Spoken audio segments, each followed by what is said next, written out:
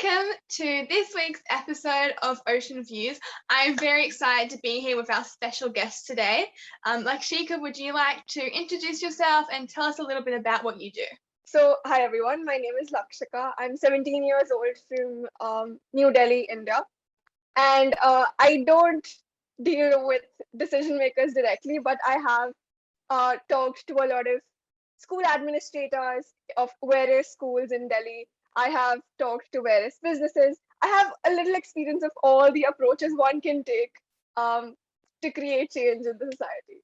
So, that's me. Wow, that sounds amazing. And I look forward to hearing about everything that you do and your insight. How do you balance being in high school and also doing your activism work? Very honestly, I don't balance it at all. So it's like either I am working all the time or I'm studying all the time. So I work on extremes. There is no balance in my life. So it'll either be I actually divide my days. So I will study for school for 4 days and then I'll work for 3 days because I'm also volunteering and I'm a part of various other organizations. So there is like obviously a lot of workload. So I book Saturday, Sunday, and Monday for all my work days, and then the remaining days are for school. And also like I have tests on Friday, so I had to ensure that Thursdays are especially when I'm studying, and unless I want to fail, which I don't want to because there's uni next year. Yeah, it's definitely hard to balance everything, but it's so amazing that you are able to do that because work in this field is so important. So how did you first get started in environmental activism? It's actually not at all how I started out was not at all related to how I felt about the environment. So I used to blog at this website that UNICEF started. It's called Voices of Youth. And back, I think 2 years back, it was 2019 January. That's when I started out. And I've always been very interested in writing. So I would write about things such as perspective and why people get into conflicts and, expressing yourself with art, unconventional ways of expressing yourself. And there is this tab there, it's called opportunities. And when you click on that, there is usually only one thing that's, you can become a UNICEF field reporter as a child, something like that. But then that particular day when I clicked on it, it was totally coincidental. It had nothing to do with how I wanted to be a UNICEF reporter. But I clicked on it and there was this thing, Ocean Heroes Bootcamp. And I was like, okay, this sounds interesting. Let me check out what it is. So I clicked on it and there were like about a paragraph or two written about it. This is what the camp is going to be about. And there was a website that directed to the Ocean Heroes main website. So I clicked on that. I read through it. I was like, okay, we can do this. It's interesting. It sounds interesting. So I signed up for it. And 2019 was supposed to be an in-person boot camp. So I had to fly to Canada. And I am from a there is middle class, there is a little more middle class, and then there is very middle class. It's like right in the middle of the economic strata. So I asked my parents, can you fly me to Canada if I get selected? They said, we don't have enough money. And also, I was 15 years old. They were not going to fly me alone, right? So I asked them, you come with me? They said, we don't have enough money for one ticket, and you're stay there for a week. How do you think we're also going to manage for another person who flies with you? I said, there is an option where I can apply for like partial aid and full scholarship. Do you think you can like fill half the money if I apply for partial aid? My father said, I am sorry, I cannot pay so much. Apply for full scholarship. If you get it, you get it. If you don't, then let it be. I cried. I begged. He was like, no, apply for full scholarship. I applied. I got, and there were like a few questions to answer. So I got selected, but I had no idea about the scholarship. So I got an update, I think in February, that you've been selected. We'll let you know about your scholarship in a couple weeks. So it was April 1st week, and I got an email. We were coming back home from something. So my father was driving, and I saw the email, and it said that you've been awarded a scholarship of 2000 USD. I screamed at the top of my lungs. And my father was like, what happened? I said, I got this scholarship. And he was like, this is fraud. This is like a scam or something. Nobody gives money for free. I'm like, no, it's not a fraud. I can help you talk to them. So my father took a month to ensure this was not a fraud. He went to embassies, he called up UBC. He did everything in his control to ensure that I was not stepping into some trap. And So we finally flew. Although I did not have my visa one night before my flight. So my flight was 4 a.m. in the morning on 26th of June. I got my visa at 7 p.m. 25th of June. So it was like pretty much haywire. We have a flight next day. We still don't have the visa. Everybody's crying, screaming, cutting. We were on the edges of cutting each other's head off because I told my father, you do not get visa at such short notice. But Indian families, they don't listen to what their children are saying. So he didn't do anything. We applied for visa on 4th of June. I remember each and every date because it was so chaotic. It was so chaotic. Funny story, when we reached Canada, our luggages were still in India. So we had to live without clothes, without money for 3 days. Thankfully, we had relatives in Canada. So they helped us out. Otherwise, we were on the roads that day. So when I reached to the camp, there was only one thing that really made me look up to it. That was that people my age were really concerned about things. So that made me think I was 8 years old when I first told my grandmother, you can't throw things in the middle of the street. And she listened to me probably because I was a cute kid, but still she listened to me. And I still had, that tinge of thing that we need to do something. People are throwing trash. They are driving cars to such small distances. And maybe maybe it doesn't seem to them as if it's doing much harm. But yes, in the long run, it is devastating for all of us. So that is when I realized on my first day of bootcamp that people actually care. So it's not just me, I'm not crazy, I don't need to shut up. I can continue speaking because I know this is important. So that's how it all started. Very chaotic, but yes, it's got me where I am today. That's awesome. I love that Ocean Heroes Bootcamp was a start, like both being squad leaders now and being very passionate about what they do. And I think I was the same, my parents couldn't afford to go. And I remember getting that email saying you've got a scholarship and like jumping on my parents' bed and be like, I'm going to Canada. And they didn't believe me because, like you don't expect an organization to actually want to solely support youth. Like no buts, like there's no catches to it. And that's the amazing thing about Ocean Heroes Bootcamp that we've all been very blessed to experience. So coming off of that, is there anyone like in this industry that inspires you? I definitely want to say Greta Thunberg because she is about 14 years old and she does strikes. She travels around the world because of one thing she believes in. I'm not talking about, the attractive travel around the world part. I'm actually thinking about how somebody can be so passionate about one thing. It really is inspiring. So if I have to name one activist, yes, it's Greta Thunberg, but also it's all of my friends at Ocean Heroes. Steph, Diego, Hannah, Dyson, Amanda, so many people. And every time we meet, there is something that one of them has done. And I'm like, oh my God, can you do that? Can you really do that? So it's definitely, a push that if they can do it, so can I. So that is something really, really good. I've been blessed by people around me that are so dedicated to creating change, even more than I am. So, and I am a very competitive person. So if I see somebody else doing something, I'm like, I'm going to do this too. So it's like that for me. That sounds amazing. And yeah, I was part of the global Ocean Heroes Bootcamp this year, and I remember seeing you, and it was amazing hearing everyone's stories and just being so inspired about what they've done and just being so amazed because people have done so much and there's so many possibilities, and you think like it's such a small world out here because we're all just contributing to this change, and I think it's wonderful. And I remember being so inspired by you as well. Do you have any current or upcoming projects, beside being an Ocean Heroes squad leader that you want to share with us? Apart from being an Ocean Hero, there are like two projects I run simultaneously. One is Breathe Blue, that is spreading awareness in schools, in slum areas, to businesses that whatever their actions are. So for example, in my school cafeteria, there used to be a lot of plastic waste. So I talked to my school administrator and she was kind enough to help me, gather alternatives to decide on what we wanted to do. she was also really, really kind enough to send me to other schools to do presentations. And we've been seeing a change in the chain of schools around us very slowly, but yes, it had happened. For businesses also, I started out with a couple of businesses around my house. So they were small restaurants.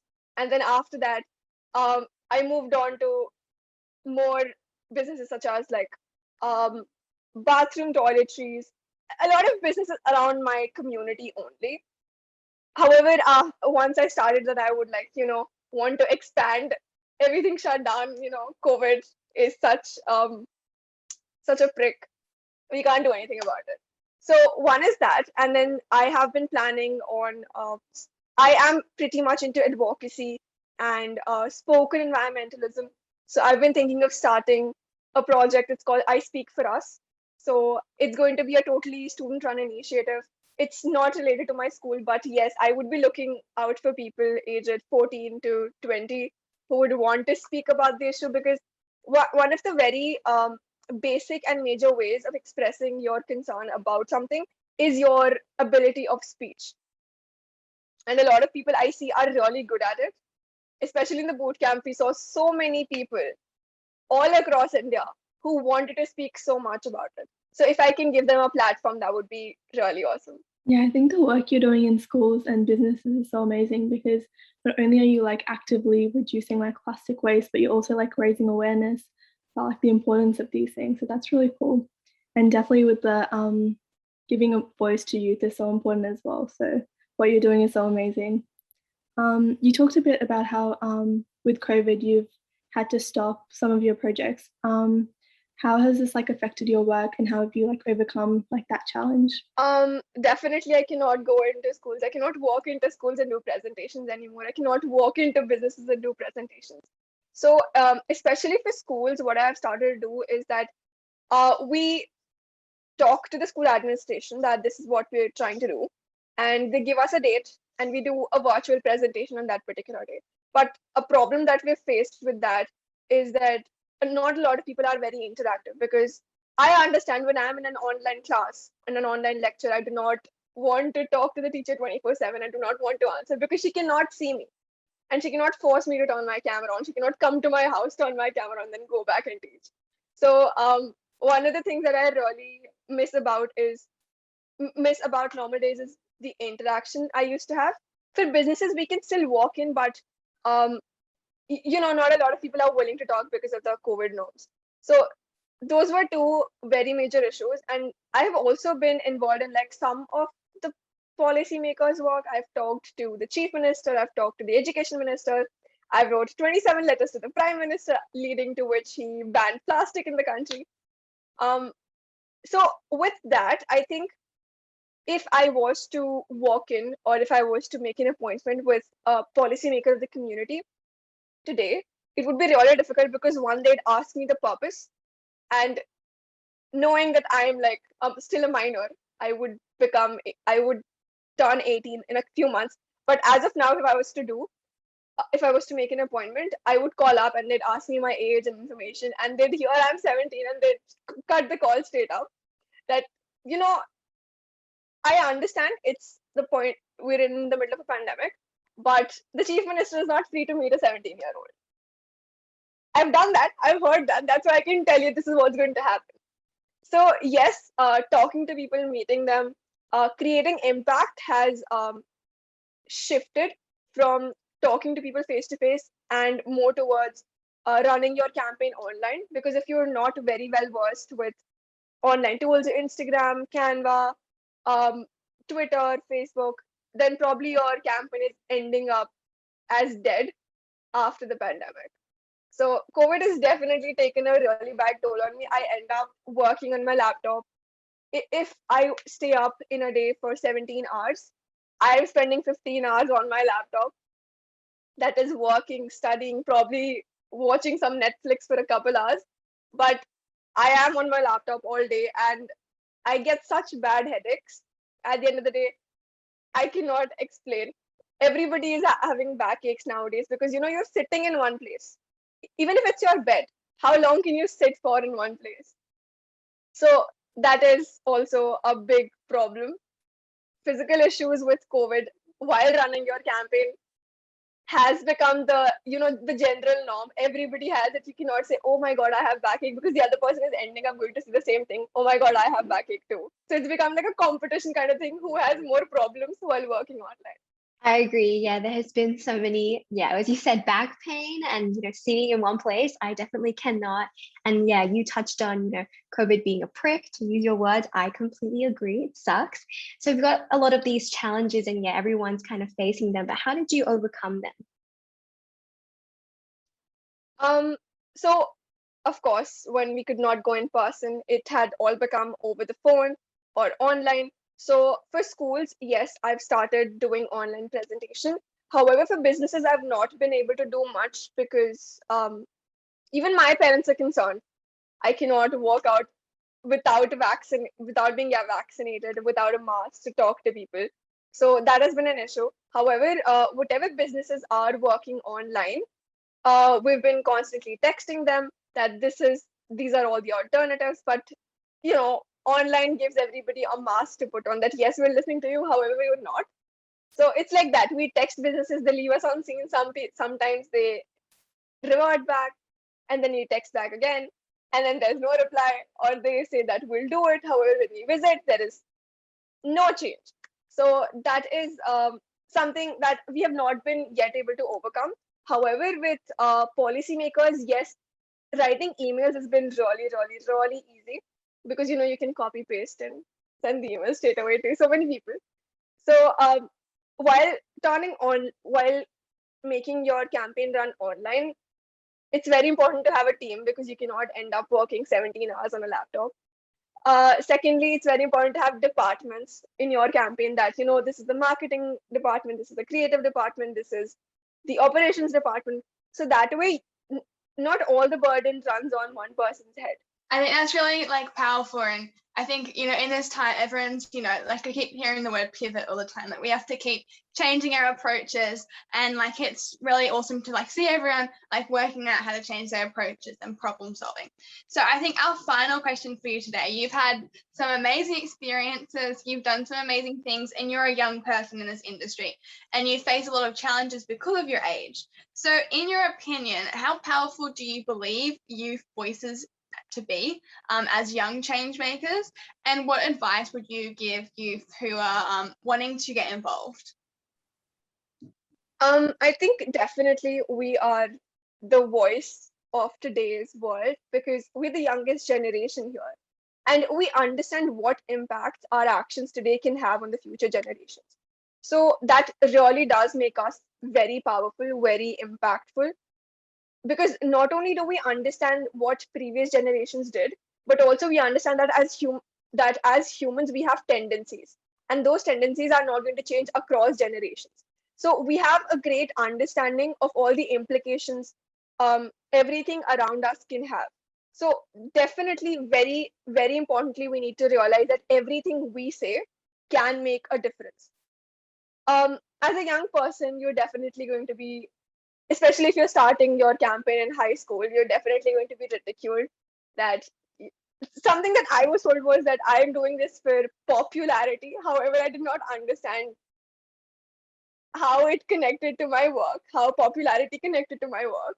But this was something I was told, that she's doing it for popularity. Another thing that we did in school was we told everybody to bring in their own tiffin boxes, even if they were eating from the cafeteria, because the cafeteria would have to provide plates then. So I was told so many things, that you're stupid, you're dumb. Who brings in who brings in tiffin boxes every day? And I'm like, what's the problem?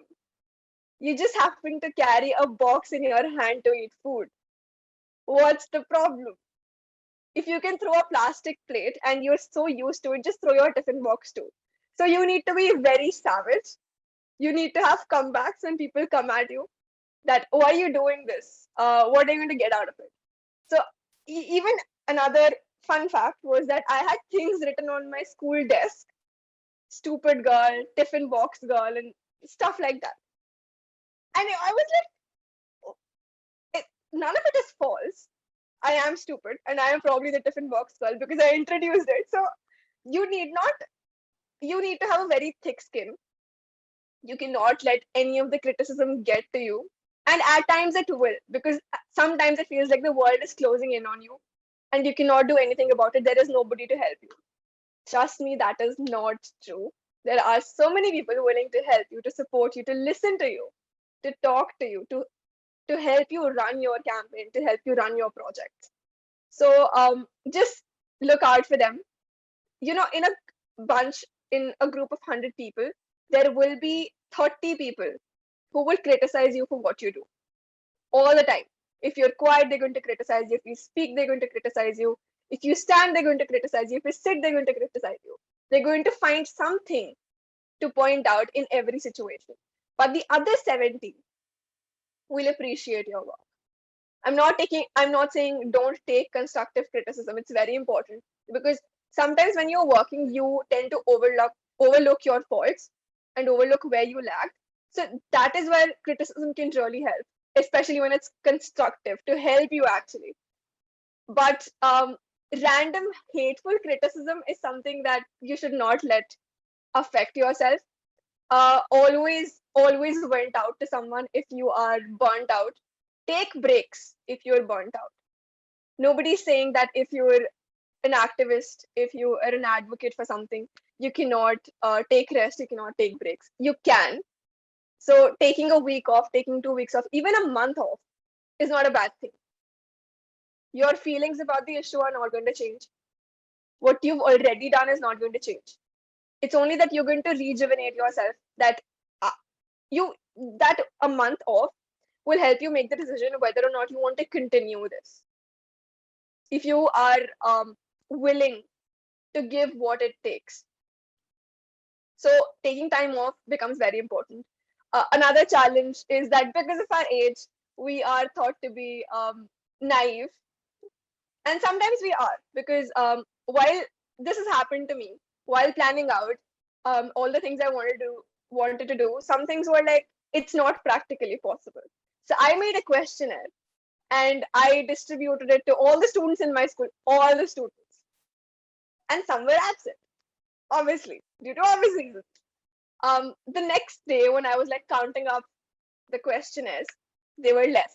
And I was like, I distributed this number of questionnaires and I've not got as many. Approximately like 10 to 15% were missing. And then I went back to my school administrator and I said, ma'am, I've not got back all questionnaires. And she said, were you expecting to? Because some students are not going to, whatever you might do. So sometimes we are naive, and that's when we need people to guide us, to mentor us. But do not let yourself be belittled by somebody who's elder than you just because of their experience in life and age. Because you have your different experiences, and nobody can be better at those things which you've experienced firsthand. Yeah, and I applaud you for speaking up about that, because I think like the mental toll that working on this industry takes, like being ridiculed, being bullied, being different, people don't like change, doing all of that, and then like constantly working and trying to balance your school and like your job and then doing all of this work. Like I don't think that's spoken about enough, and I really applaud you for like talking about that and being really real about it, because it's something that really affects young people in this industry. So thank you. And I just wanted to say like thank you so much for taking the time out of your day. I know you're very tired, to like sit with us and share all about your experiences, and I'm really excited to share your experiences with our audience in Australia. I'm sure everyone will be able to find something really very valuable out of this and be able to learn something from this, because you're just so full of wisdom, and I am so grateful that I get to work with you all the time. So thank you so much for joining us today. Thank you. It was my pleasure to be able to talk about all the things that I cook in here.